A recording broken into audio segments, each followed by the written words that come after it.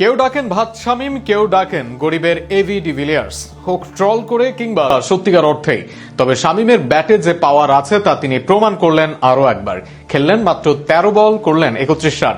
নিউজিল্যান্ডের 183 রানের টার্গেটে যখন ধুঁকতে থাকার কথা টাইগারদের, তখন তার তাণ্ডবে যেন 12 বল হাতে রেখে জিতল লিটনের দল। শামীমের পারফরমেন্স নিয়ে আরো থাকছে প্রতিবেদনে।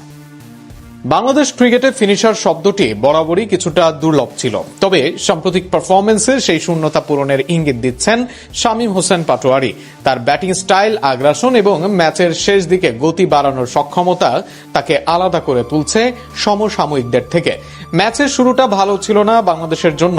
দুই ওপেনার দ্রুত বিদায় নেওয়ার পর 21 রান করে ফিরে যান অধিনায়ক লিটন দাসও। এমন অবস্থায় চাপ সামলে মিডল অর্ডারে পাল্টা আক্রমণ শুরু করেন তাওহিদ হৃদয়, পারভেজ হোসেন ইমন এবং শামীম। হৃদয় অ্যাঙ্করের ভূমিকা পালন করে 188.88 স্ট্রাইক রেটে ইনিংস সাজালেও ইমন ও শামীম খেলেছেন আরো আক্রমণাত্মক ভঙ্গিতে। দুজনেই 200-র বেশি স্ট্রাইক রেটে ব্যাট করেছেন। তবে সবচেয়ে বেশি নজর কেড়েছেন শামীম। 6 নেমে মাত্র 13 বলে 31 রানের অপরাজিত ইনিংস খেলেন তিনি, যার স্ট্রাইক রেট দাঁড়ায় 238.46, প্রায় 300-র কাছাকাছি এক বিস্ফোরক ইনিংস।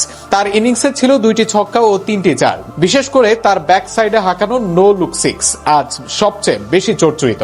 অন্যদিকে ইমন 14 বলে 28 রান করেন, আর হৃদয় পরে অপরাজিত 51 রানের ইনিংস খেলে ম্যাচ সেরার পুরস্কার জেতেন। শামীমের ব্যাটিং এর সবচেয়ে বড় শক্তি তার 360 ডিগ্রি শট খেলার দক্ষতা।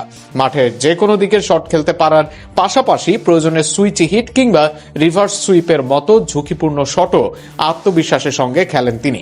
তার টি-20 ক্যারিয়ারের স্ট্রাইক রেট 136-এর বেশি, যা প্রমাণ করে তিনি নিয়মিতভাবে দ্রুত রান তোলার সক্ষমতা রাখেন। ঘরোয়া ক্রিকেটে 98টি ছক্কা এবং আন্তর্জাতিক টি-20-তে 20টি ছক্কা তার বড় শট খেলার দক্ষতার সাক্ষ্য দেয়। সবকিছু মিলিয়ে শামীমের সেই সামর্থ্য আছে যা ছিল না অতীতের কোনো ফিনিশারের।